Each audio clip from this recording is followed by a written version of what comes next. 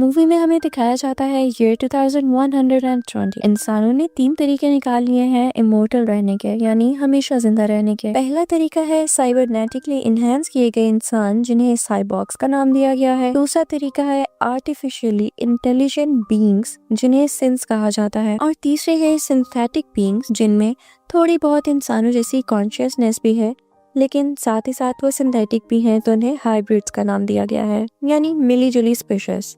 अब इन तीनों टेक्नोलॉजीज में से जो भी टेक्नोलॉजी प्रिवेल करेगी, यानी कि सबको अपने अंडर ले आएगी, वही दुनिया को रूल करेगी। फिर हमें एक स्पेसशिप दिखाया जाता है जिसका नाम है माजिनो। वो पिछले 65 साल यानी 65 ईयर्स से एक मिशन पर है। हम देखते हैं कि कुछ स्लीपिंग पोड्स हैं जिसमें कुछ लोग सो रहे हैं और उस नींद को नाम दिया गया है क्रायो स्लीप का। वहाँ से कुछ लोग बाहर निकलते हैं जिन्हें क्रू मेंबर्स का नाम दिया गया है। वो अपनी नींद से ब्रेक लेने के लिए उठे थे। यहाँ पे कैप्टन डिन्सडेल बोलता है कि कॉम्स डाउन है और लॉग फाइल्स करप्टेड है, पर हो सकता है कि ये कोई ग्लिच हो। और वैसे भी तुम लोग बहुत ज्यादा फ्यूल बर्न कर रहे हो, तो मैं चाहता हूँ कि किसी एक सिस्टम को तो शट डाउन कर दो। यहाँ पर एक मैकेनिक बोलता है कि मुझे लगता है कि आपने स्पेसशिप पर जो एलियंस बिठा रखे हैं उनमें से किसी एक से छुटकारा पाना होगा, या शायद सभी क्रिएचर से। लेकिन सिक्योरिटी साइबोर्ग उन्हें याद दिलाता है कि नहीं, हमारे मिशन का मेन कैरेक्टर तो यही क्रिएचर्स हैं। इनके बगैर हमारी रिसर्च का कोई फायदा नहीं है। इसके बाद एक साइंटिस्ट हमें इन्हीं अजीबोगरीब एलियंस को कुछ खाना खिलाते हुए नजर आता है। कुछ क्रिएचर्स स्मॉल हैं, छोटे हैं, कुछ कैप्सूल्स में रखे गए हैं, लेकिन कुछ बहुत बड़े और खतरनाक क्रिएचर्स भी हैं। सब सिस्टम्स को चेक कर लिया जाता है कि कोई कमी तो नहीं रह गई है। अब क्रू वापस स्लीप पर जा सकता है, उसी क्रायो स्लीप पर जिससे उन्होंने ब्रेक ली थी। दूसरी तरफ हम जमीन पर देखते हैं कि एक रिसर्च फैसिलिटी है जिसे नेवरलैंड का नाम दिया गया है। वो एक कॉर्पोरेशन से बिलोंग करती है। वहाँ पर हमें एक लड़की दिखाई जाती है जिसका नाम है मार्सी। उसे कोई स्कॉर्पियंस के बारे में सिखा रहा है, लेकिन तभी वहाँ पर एक डॉक्टर आती है जिनका नाम है सिल्विया। वो अनाउंस करती है कि सब कुछ तैयार है। पता चलता है कि मार्सी कुछ बीमार है और उसे ऑपरेटिंग रूम की तरफ ले जाया जा रहा है ताकि उसका दिमाग किसी सिंथेटिक बॉडी में शिफ्ट किया जा सके। कंपनी फाउंडर बोलते हैं कि मार्सी पहली ऐसी इंसान होगी जिसका ह्यूमन बॉडी से सिंथेटिक बॉडी में ट्रांसफर किया जा रहा है, और वही पहली हाइब्रिड बनेगी। अब यहाँ पर मार्सी को मशीन से कनेक्ट कर दिया जाता है। उसे अपने बचपन की यादें आने लगती हैं। जैसे जैसे उसका दिमाग नए जिस्म में जा रहा होता है, वो सब कुछ रिविजिट करती है अपनी चाइल्डहुड मेमोरीज से। कुछ देर बाद हम देखते हैं कि मार्सी बिल्कुल हेल्दी है और बहुत अमेजिंग चीजें कर सकती है, जैसे कि जंपिंग, और वो भी बहुत ऊंचाई से। अब उसे नाम दे दिया जाता है वेंडी का। और सबसे बड़ी बात ये कि क्योंकि सिंथेटिक बॉडीज ग्रो नहीं कर सकती, तो उसे पहले से ही अडल्ट बॉडी दी जाती है। लेकिन जाहिर है कि उसका दिमाग तो अभी भी बच्चों वाला है। कर्श एक्सप्लेन करता है कि फेक बॉडीज ऐसे हार्मोन्स नहीं बना सकती जिस तरह के इंसानी जिस्म बना सकता है, ऐसे इमोशंस और ऐसे मूड्स जो ह्यूमंस के होते हैं। तो अब वेंडी के पास ऐसे कोई इमोशंस नहीं होंगे। डॉक्टर सिल्विया बताती हैं कि फैसिलिटी पर और भी बच्चे आने वाले हैं और कॉर्पोरेशन को उनकी मदद करनी होगी इसी ट्रांजिशन के लिए। जैसे ही वो बच्चे आ जाते हैं तो वेंडी उनके साथ बहुत बातें करती है और उन्हें अपनी नई बॉडी दिखाती है कि कितनी स्ट्रॉन्ग है। वो बच्चों को अपने आर्म्स पर हैंग भी करती है, यानी लटकाती भी है। एक एक करके सब बच्चों को उनकी नई बॉडीज मिल जाती हैं और वो अपनी बीमारी के बारे में भूल ही जाते हैं, जैसे कभी उन्हें कोई बीमारी थी ही नहीं। उन सब बच्चों को नाम दिया जाता है लॉस्ट बॉयज का। उधर माजिनो स्पेसशिप पर हम बहुत ही अजीबोगरीब क्रिएचर देखते हैं जो कि शिप में भाग रही होती है। हर तरफ केओस यानी अफरा तफरी होती है, और एज यूजुअल जो क्रिएचर्स तबाही करते हैं वो भी। शिव चिल्लाने लगता है और वहाँ पर अलार्म बजने लगता है। मोरो कंप्यूटर रूम में छुप जाता है और शिप के एआई से बात करने लगता है। बताता है कि सबके सब सैंपल्स अब जा चुके हैं, हम उनको खो चुके हैं। तभी वहाँ पर अचानक से सेवेरी भी आ जाती है जो कि दरवाजा जोर जोर से बजाने लगती है। लेकिन इसकी बजाय कि मोरो दरवाजा खोलता, वो अपने आर्म को एक ब्लो टॉर्च में बदल लेता है और दरवाजे को सील शट कर देता है। और अचानक से वहाँ पर एक क्रिएचर आ जाती है जो कि जेवेरी को अटैक करके मार देती है। मोरो एआई से कहता है कि सबके सब क्रू मेंबर्स मर चुके हैं। तभी वही क्रिएचर दरवाजा बजाने लगता है और शीशा तोड़ते हुए अंदर आ जाता है। मोरो एआई से कहता है कि शिप को जल्द से जल्द अर्थ पर क्रैश करना होगा क्योंकि यही क्रिएचर्स हमारी प्रायोरिटी हैं। अब यहाँ पर मोरो एक पोर्ट में छुप जाता है। वो एलियन अंदर आकर उस पोर्ट पे पीकता तो है, लेकिन कोई असर नहीं होता। मोरो जमीन पर लैंड करने के लिए, यानी जमीन पर क्रैश लैंडिंग करने के लिए तैयार होता है। दूसरी तरफ हम देखते हैं कि हर्मिट एक ऐसे शहर में पहुंचता है जिसका नाम है न्यू सायम। उस शहर को वही कॉर्पोरेशन चला रही है। वेंडी उसको सिक्योरिटी कैमरा पर देखती है और यहाँ पर उसकी स्टोरी बताई जाती है कि वो भी उसी कॉर्पोरेशन के लिए काम करता है और उसे लगता है कि उसकी बहन मार्सी मर चुकी है। जब वो उसको देखती है तो उसे दोबारा से अपने बचपन की यादें आने लगती हैं। जब हामिद छत पर होता है, अपने कोवर्कर से बात कर रहा होता है, उसे अचानक से लगता है कि बिल्डिंग हिल रही है और उसी वक्त माजिनो उस शहर में क्रैश कर जाती है बहुत बड़े एक्सप्लोजन के साथ। हामिद और उसकी टीम नीचे पहुँचते हैं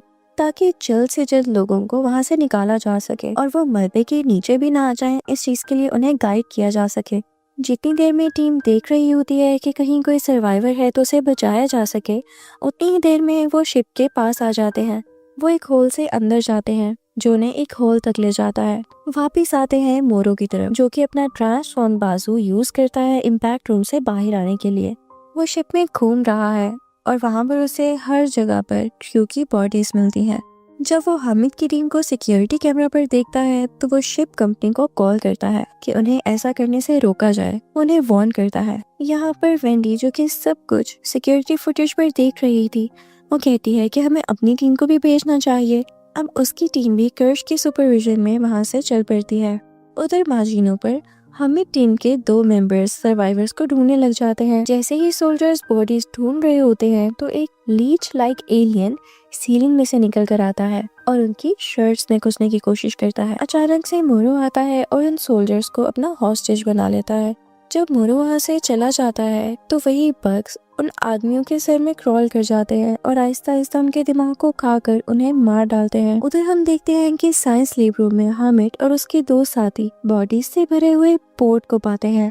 जब वो हेडक्वार्टर बताने की कोशिश करते हैं तो रेडियोस इनस्टेबल हो जाते हैं। हामिद जब डेड बॉडीज पर देखता है तो उसे लगता है कि ये तो हफ्तों से डेड पड़ी हैं। वो बिना ये चीज नोटिस किए कि एक पोर्ट में एलियन भी है, वो दूसरे रूम में चले जाते हैं।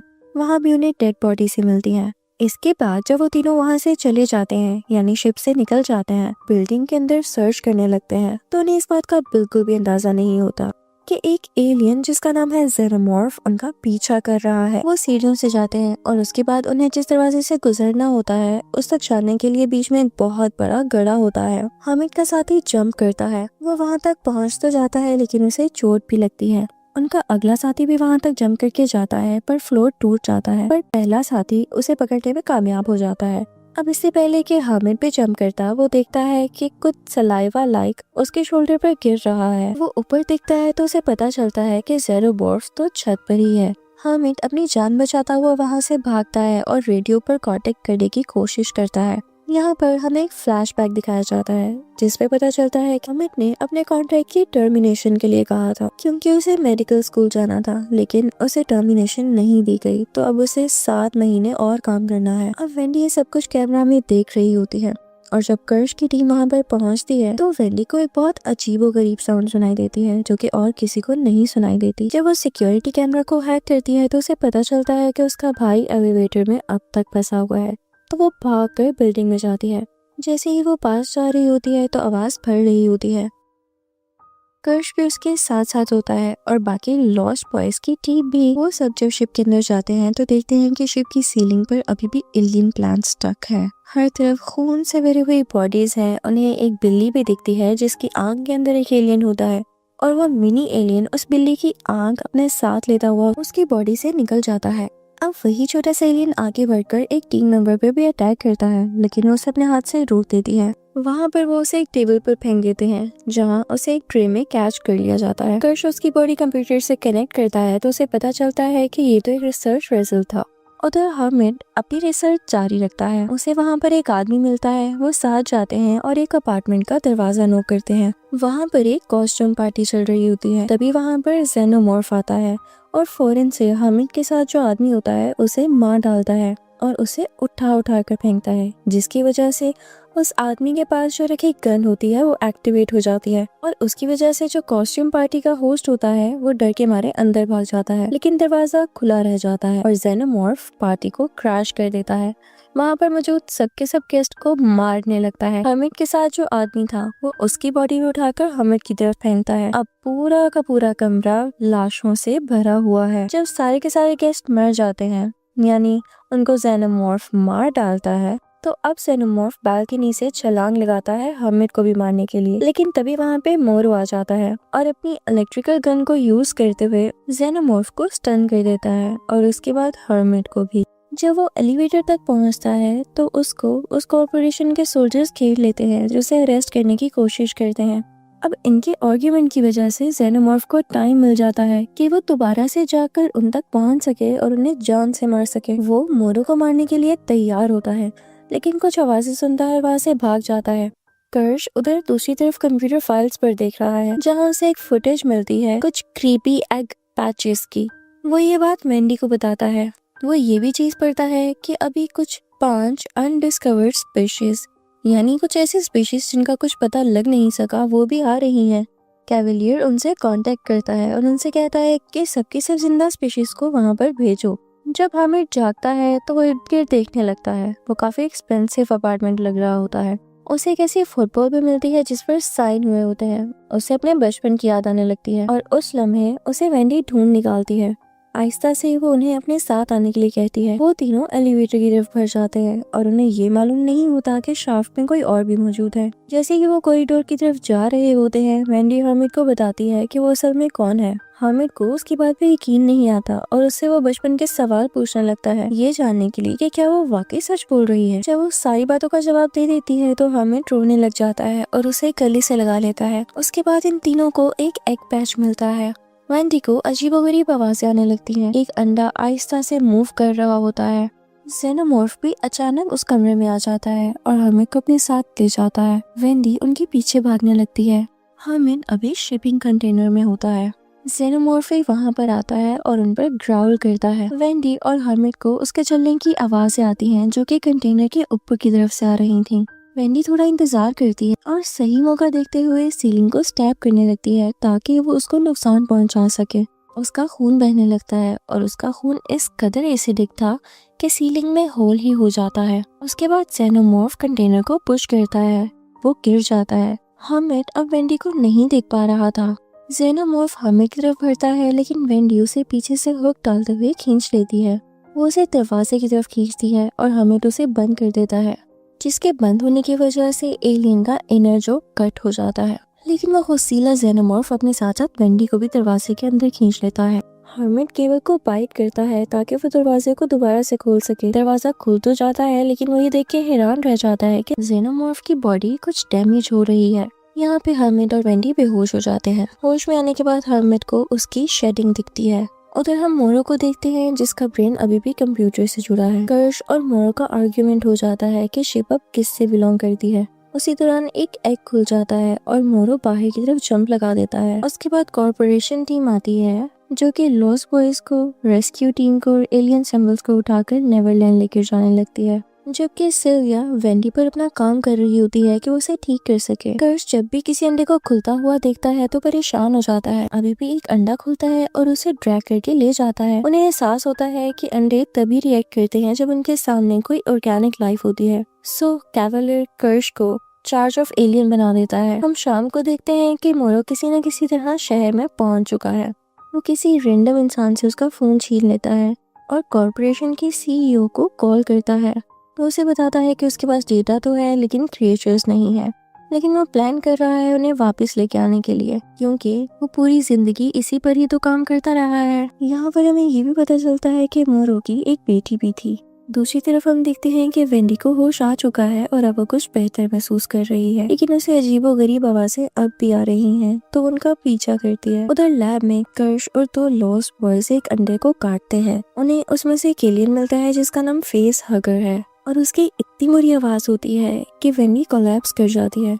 उधर हम ऑपरेटिंग रूम में हर्मिट को देखते हैं जहाँ पे उसका एक लंग यानी गुर्दा निकाला जा रहा है, जो कि अब एक ट्यूब में प्रिजर्व्ड है। फिर वहाँ पर कर्श आता है और पैरासाइट को टैंक में गिरा देता है ताकि खुद ब खुद लंग की तरफ चला जाए। वेंडी सबको बताती है कि मुझे बहुत अजीबोगरीब आवाजें आती हैं और वो सिर्फ मुझे ही क्यों सुनाई देती हैं। ऐसे लगता है कि जैसे वो एलियन मुझी से बात करना चाह रहे हैं। कैवलियर उसे कहता है, तो क्या तुम वो साउंड्स मिमिक कर सकती हो? वेंडी वो साउंड्स मिमिक करती है और वो आवाज़ें सबको बहुत अजीब लगती हैं। हम लैब में देखते हैं एक आई एलियन को जिसे ग्लास केस में रखा गया है। उसी ग्लास केस में एक शीप भी होती है। वो शीप के सर पर जंप लगाता है और फौरन से इसको मार डालता है, उसकी आंख को बाहर निकाल कर। वहाँ पे एक लड़का ऑर्थर एलियंस की प्रेजेंस को यानी उनकी मौजूदगी को डिसअप्रूव करता है, मानता नहीं है। उसे ये शक था कि उन्होंने हाइपर एडवांस एआई को बनाने के लिए 6 बच्चों का कत्ल किया था। तभी वहाँ पर नेम्स आ जाती है और बोलती है कि वो एक्सपेक्ट कर रही है। पर ऑर्थर उसे एक्सप्लेन करता है कि तुम्हारे जैसी मैकेनिकल बॉडी के लिए पॉसिबल ही नहीं है। पर निप्स कहती है नहीं, ये असल है। पर सिल्विया उसे समझाती है कि ऐसा पॉसिबल नहीं हो सकता। उधर कैवलियर वेंडी से कहता है कि वो हमें को घर भेज देगा, लेकिन इसके बदले में वेंडी को जेनोमॉर्फ रिसर्च में उनकी हेल्प करनी होगी, क्योंकि उन्होंने वेंडी के भाई हर्मिट को यहाँ पे रहने दिया। बाद में हम देखते हैं कि वेंडी लैब में जाती है और उन्हीं अजीबोगरीब आवाज़ों को रिपीट करती है ताकि वो एलियन और हर्मिट के लंग से बात कर सके। तभी अचानक से हर्मिट के लंग में से एक बेबी जेनोमॉर्फ निकल कर आता है, लेकिन वेंडी उसे ठंडा करती है उसी अजीबोगरीब आवाज़ को निकाल कर, और उसके बाद उस बेबी जेनोमॉर्फ को पेट करने में कामयाब हो जाती है। कर्श ये सब दूर से देख रहा होता है। तभी वहाँ पे एक फ्लैशबैक आता है जो दिखाता है कि मार्टिनो का क्रू अपने क्रायोट के अंदर जा रहा है। वहाँ हम देखते हैं कि आग भी है और 2 फेसहगर्स वहाँ से एस्केप कर चुके हैं। एक ने कैप्टन डेंस्टेल को मार दिया है और दूसरे ने अपनी बॉडी किसी और के साथ अटैच कर रखी है। मोरो भाग कर जाता है इन्फर्मरी की तरफ और उसे पता चलता है कि डेंस्टेल वाकई ही मारा गया है, क्योंकि कुछ क्रू मेंबर्स ने जब फेसहगर्स को मारा था तो उनका खून उसी कैप्टन के फेस पर भी गिरा था। ब्रोंकी अभी भी जिंदा है तो वो सब अग्री करते हैं कि उन्हें उसी क्रीचर के साथ क्रायो स्लीप पर भेज देते हैं, लेकिन एट द एंड उनका ये प्लान फेल हो जाता है और वो फेसहगर ब्रोंकी को मार डालता है और फिर पोर्ट को ब्रेक करता हुआ वहाँ से निकल जाता है। मोरो एक आदमी को एक इलेक्ट्रिक स्टन गन देता है। क्रू मेंबर्स में से कुछ लोग भी उठ जाते हैं। उसी दौरान वो लोग नोटिस करते हैं कि एक और एलियन एस्केप कर चुका है। अब वहाँ पर एक क्रू मेंबर की तबीयत उन्हें कुछ ठीक नहीं लगती। जब उसका स्कैन किया जाता है तो पता चलता है कि उसके डाइजेस्टिव ट्रैक्ट में कुछ डार्क स्पॉट्स हैं। उसका बहुत ज्यादा खून निकल रहा होता है। तो वहाँ मौजूद 2 लोग उसका ऑपरेट करने लगते हैं और जब वो उसका ऑपरेशन कर रहे होते हैं तो उन्हें कुछ फॉरेन बॉडीज नजर आती हैं। उन्हें लगता है कि शायद ये कोई ट्रिक्स है। जब उनको रिमूव कर रहे होते हैं तो एक टिक एक गैस स्प्रे करती है जो कि फौरन वहाँ पर मौजूद 3 लोगों को मार डालती है। बाकी वहाँ से भागने की कोशिश करते हैं, लेकिन जो एलियन बग्स होते हैं वो उसकी बॉडी से निकल आते हैं। वहाँ पर एक और जेनोमॉर्फ अटैक करने के लिए आ जाता है। अब मोरो इन सब चीजों से बहुत तंग आ चुका था। वो शिप की कमांड ले लेता है, सबको ऑर्डर देता है कि जितना जल्दी हो सके हमें अर्थ पर पहुंचना होगा। इसके बाद मोरो कॉरिडोर की तरफ जाता है, लेकिन उसे कोई रोक लेता है जो उसके ऊपर फायर भी चलाता है। इसी फायर के दौरान एक और आदमी हर्ट हो जाता है। मोरो उसे घसीटता हुआ लैब में ले आता है और उसे छुपा देता है। अनफॉर्चुनेटली वही आदमी जिसने मोरो का कॉरिडोर में रास्ता रोका होता है वो वहाँ पर आ जाता है और उस आदमी को जिसको मोरो ने छुपाया था उसको सर में गोली मार देता है। मोरो भी वापस उस पर गोली चलाता है, लेकिन वो दूसरे दरवाजे से भाग जाता है। लेकिन मोरो भी आकर उसे ब्लेड से मार डालता है, लेकिन दरवाजा खुले रह जाने की वजह से आई एलियन भी लैब से बाहर निकल आता है। उस तरफ हम मेडिकल बे का सीन देखते हैं जहाँ पर जेनोमॉर्फ आकर ज़वेरी के पीछे आता है और उसकी टांगों पर अपनी टेल मारता है ताकि वो गिर जाए। ज़वेरी फौरन से भाग जाती है और दरवाजा बंद कर लेती है, लेकिन जेनोमॉर्फ दरवाजा खोलता है और उसका पीछा करने लगता है। दूसरे रूम में ज़वेरी को एक ब्लू टॉर्च मिलती है जिससे वो दरवाजे को सील कर देती है। मोरो भी खुद को कंप्यूटर रूम में छुपा लेता है और बाहर जेनोमॉर्फ से जो भी फाइट कर रहा होता है वो उसे अपनी टेल से इतनी बार मारता है कि उसकी बॉडी यूजलेस हो जाती है और उसकी बॉडी से आई एलियन बाहर आकर जेनोमॉर्फ के फेस पर चढ़ जाता है और यहाँ पर ज़वेरी को भी मौका मिल जाता है भागने के लिए।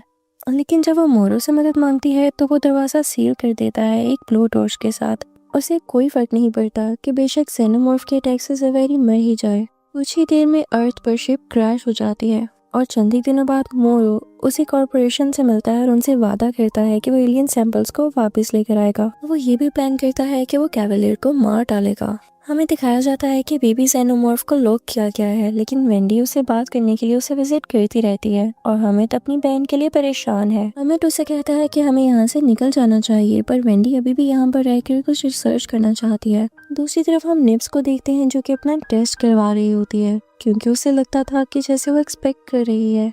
साइंटिस्ट कुछ समझ नहीं पाते तो एक लड़का कहता है कि उसका माइंड वाइप कर दो। आर्थर एक बहुत काइंड साइंटिस्ट होता है, वो मना कर देता है, लेकिन डॉक्टर सिल्विया एग्री कर लेती है और ऑर्थर को निकाल दिया जाता है। उधर हम देखते हैं कि वो कॉर्पोरेशन और कैवलियर एलियन क्रैश के लिए एक दूसरे को ब्लेम कर रहे होते हैं। निब्स की मेमोरी वाइप होने के बाद वेंडी सिल्विया से कन्फ्रंट करती है। वो उससे कहती है कि प्रॉब्लम्स एलियन नहीं बल्कि तुम हो। उसी वक्त लैब में एक एक्सीडेंट होता है जब एक आदमी गलती से एक एलियन सेल खोल देता है और एलियन उस पर एसिड फेंककर उसे मार डालता है। अब उधर ऑर्थर और एक और आदमी लैब में जाते हैं, लेकिन वो आदमी ऑर्थर को धोखा दे देता है और उसे एलियन के साथ लॉक कर देता है। थोड़ी देर बाद एलियंस वहाँ से एस्केप कर जाते हैं और साइंटिस्ट को मारना शुरू कर देते हैं। यहाँ पर वेंडी हैकिंग से जेनोमॉर्फ को फ्री कर देती है ताकि वो उनकी मदद करे। हर्मिट ऑर्थर की मदद से उनके ट्रैकर्स बंद कर देता है और फिर तीनों यानी वेंडी, हर्मिट और निब्स जंगल की तरफ भाग जाते हैं। जंगल में उनको कुछ ग्रेव्स मिलती हैं असली बच्चों की, जिनके माइंड्स इन हाइब्रिड्स में ढाले गए थे। वहाँ सोल्जर्स भी आ जाते हैं, लेकिन वेंडी जेनोमॉर्फ को बुला लेती है जो सबको मार डालता है। जब वो डॉग्स तक पहुँचते हैं, सोल्जर्स उनका इंतजार कर रहे होते हैं।